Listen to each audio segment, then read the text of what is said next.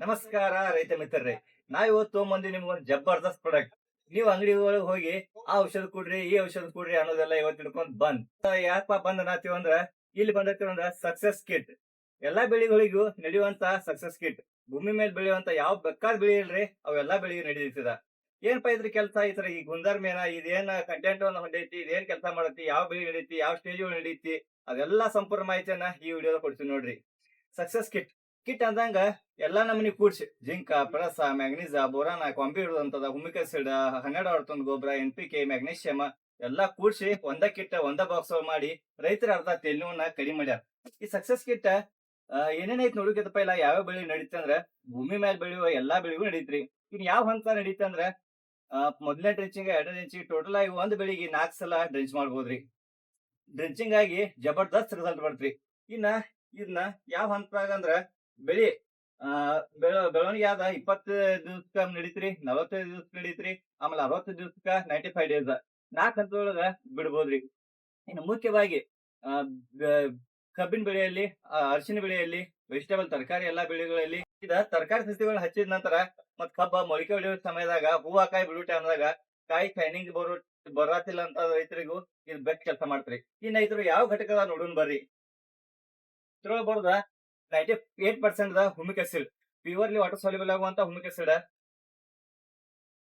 ಆಮೇಲೆ NPK 12-61-0 ಇದ ಒಂದು NPK. ಇದ್ರಾಗ 12% ಯೂರಿಯಾ ಐತಿ, 61% ಫಾಸ್ಫರಸ್ ಐತಿ, 0% ಪೊಟ್ಯಾಶ್ ಇರ್ತೈತ್ರಿ. ಆಮೇಲೆ ಪತ್ರಹರಿತನ್ನ ಜಾಸ್ತಿ ಮಾಡುವಂತದ ಮತ್ತ ಆಹಾರಗಳನ್ನ ಬೆಳಿಗ್ಗೆ ಕೊಡುವಂತದ ಮತ್ತ ಗ್ರೀನಿಶ್ ಬರುವಂತ ಕೆಲಸವನ್ನು ಮಾಡುವಂತ ಮ್ಯಾಗ್ನೀಷಿಯಂ ಸಲ್ಫೇಟ್ ಇದೊಂದ್ ಕೆಜಿ ಗೊಬ್ಬರ ಐತ್ರಿ. ಆಮೇಲೆ ಜಿಂಕ, ಪೆರಸ, ಮ್ಯಾಗ್ನೀಸ, ಬೋರಾನ್ ಎಲ್ಲಾ ಆಲ್ ಕಾಂಬಿ ನ್ಯೂಟ್ರಿಯೆಂಟ್ ಅಂತ ಏನ್ ಕೇಳ್ತೀವಿ ಅದೆಲ್ಲಾ ಇರುವಂತ 1 ಲೀಟರ್ ಬಾಟಲ್ ಐತ್ರಿ. ಗ್ಲಿನೋಡ್ EF ಅಂತ ಬಾಟಲ್ ಐತ್ರಿ. ಆಮೇಲೆ ರಿಚಾರ್ಜ್ ಅನ್ನೋ ಬ್ರ್ಯಾಂಡ್ ಒಳಗೆ ಬರುವ ಸಿವಿಡ್ ಪ್ರಾಡಕ್ಟ್ ಇಷ್ಟ ಕೆಲಸ ಮಾಡ್ತಲ್ರಿ. ಅದ ಹೂವ ಕಾಯಿ ಬಿಡುವಂತ ಟೈಮ್ದಾಗ ಹೂವ ಕಾಯಿನ ಜೋರ್ ಮಾಡ್ತಿ, ಹೂ ಉದುರ್ಬಾರ್ದಂಗ್ ಕೆಲಸ ಮಾಡ್ತೈತ್ರಿ. ಆಮೇಲೆ ಕಾಯಿ ಶೈನಿಂಗ್, ಕಾಯಿ ವಜನ್ ಬರ್ಲಾಕು ಆಲ್ರೆಡಿ ಆಲ್ ಟೈಮ್ ಎಲ್ಲಾ ಕೆಲಸ ಮಾಡ್ತೈತ್ರಿ.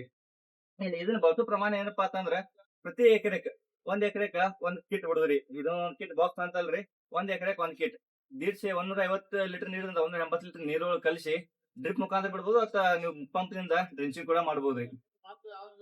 ನೀನ್ ಆ ಚೀಲ ಗೊಬ್ಬರ ಈ ಚೀಲ ಗೊಬ್ಬರ ಇವೆಲ್ಲಾ ಹೊರಗಿನ ಬಂದ್ ಹಾಕತ್ರಿ.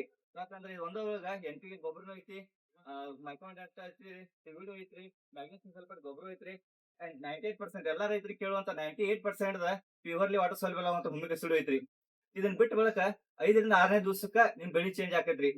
ಚೇಂಜ್ ಆದಂತ ಬಹಳಷ್ಟು ರೈತರ ನಮ್ಮ ಅಂಗಡಿ ಬಂದ್ ಹೇಳಿದಾರಿ. ಏನ್ ಅನ್ಸಿತ್ತು ಅನ್ಸಿಕೆಯನ್ನ ಕಮೆಂಟ್ ಮುಖಾಂತರ ನಮ್ಗೆ ತಿಳಿಸಿ. ಇಂಥದ್ದು ಹೆಚ್ಚಿನ ವಿಡಿಯೋಗಳಿಗಾಗಿ ನಮ್ಮ ಚಾನಲ್ ಅನ್ನ ಫಾಲೋ ಮತ್ತು ಸಬ್ಸ್ಕ್ರೈಬ್ ಮಾಡ್ಕೋರಿ. ಮತ್ತೆ ಮುಂದಿನ ವಿಡಿಯೋದಲ್ಲಿ ಭೇಟಿ ಆಗೋಣ. ಧನ್ಯವಾದಗಳು.